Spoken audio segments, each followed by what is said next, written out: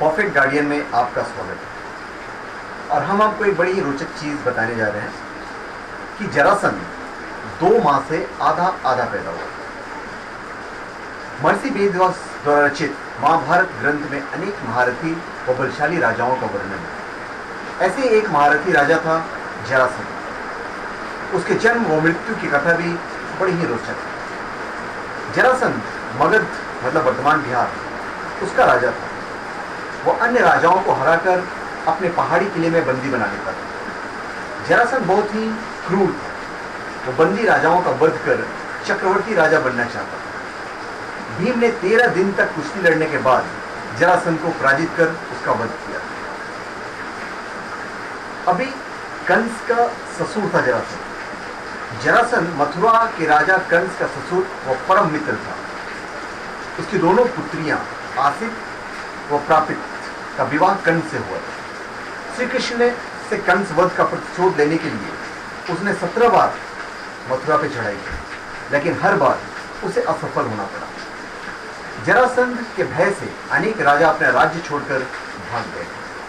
शिशुपाल जरासंध का सेनापति था। अभी 100 राजाओं का वध करना चाहता था जरासंध। जरासंध भगवान शंकर का परम भक्त था। उसने अपना पराक्रम से 86 राजाओं को बंदी बना दिया था। बंदी राजाओं को उसने पहाड़ी किले में कैद कर लिया।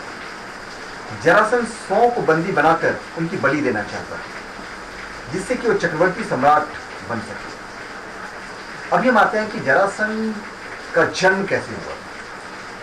मगध देश में बृहद्रथ नाम के राजा थे। उनकी 2 पत्नियां थी, लेकिन उन्हें कोई संतान नहीं थी। एक दिन संतान की चाह में राजा बृहद्रथ महात्मा चंड कौशिक के पास गए और सेवा कर उन्हें संतुष्ट किया। प्रसन्न होकर महात्मा चंड कौशिक ने उन्हें एक फल दिया और कहा कि यह फल अपनी पत्नी को खिला देना, इससे तुम्हें संतान की प्राप्ति होगी। राजा बृहद्रथ की 2 पत्नियां थीं। राजा ने वह फल काटकर अपनी दोनों पत्नियों को खिला दिया। समय आने पर दोनों रानियों के गर्भ से शिशु के शरीर का एक एक टुकड़ा पैदा हुआ। रानियों ने घबराकर शिशु के दोनों जीवित टुकड़ों को बाहर फेंक दिया।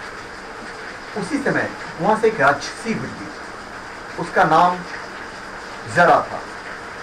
जब उसने जीवित शिशु के 2 टुकड़े को देखा तो अपनी माया से उन दोनों टुकड़ों को जोड़ दिया और वह शिशु एक हो गया। एक शरीर होते ही वह शिशु जोर जोर से रोने लगा। बालक की रोने की आवाज सुनकर दोनों रानियां बाहर निकली और उन्होंने उस बालक को गोद में ले लिया। राजा बृहद्रथ भी वहां आ गए और उन्होंने उस राक्षसी से उसका परिचय पूछा।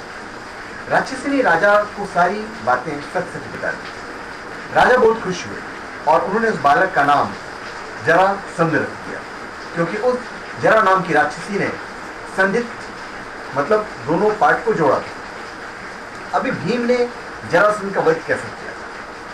जरासंध का वध करने के लिए भगवान श्री कृष्ण ने एक योजना बनाई। योजना के अनुसार श्री कृष्ण, भीम व अर्जुन ब्राह्मण का वेश बनाकर जरासंध के पास गए और उसे कुश्ती के लिए ललकारा। जरासंध समझ गया कि यह ब्राह्मण नहीं है। जरासंध के कहने पर श्री कृष्ण ने अपना वास्तविक परिचय दिया। जरासंध ने भीम से कुश्ती लड़ने का निश्चय किया। राजा जरासंध और भीम का युद्ध कार्तिक कृष्ण प्रतिपदा से 13 दिन तक लगातार चलता रहा।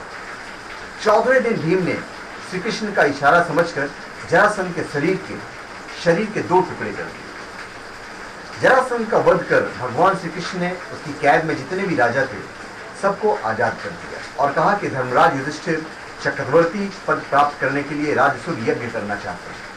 आप लोग उनकी सहायता कीजिए। राजाओं ने श्री कृष्ण का यह प्रस्ताव स्वीकार कर लिया और धर्मराज युधिष्ठिर को अपना राजा मान लिया। भगवान श्री कृष्ण ने जरासंध के पुत्र सहदेव को अभयदान देकर मगध का राजा बना दिया। धन्यवाद। आप हमारे चैनल पर सब्सक्राइब करें और अपने कमेंट कीजिए।